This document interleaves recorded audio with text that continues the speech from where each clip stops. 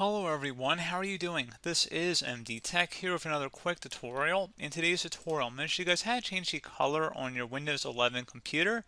So it should be a pretty straightforward process here, guys, and without further ado, let's go ahead and jump straight into it.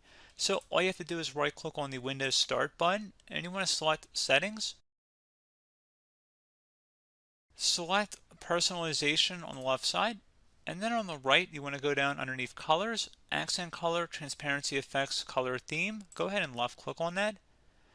And now you have the ability to go ahead and adjust your color, whether it be light, dark, or custom theme. And then you can also adjust transparency effects and then accent colors if you want it to be automatically selected alongside your desktop wallpaper or manually. That's your personal preference.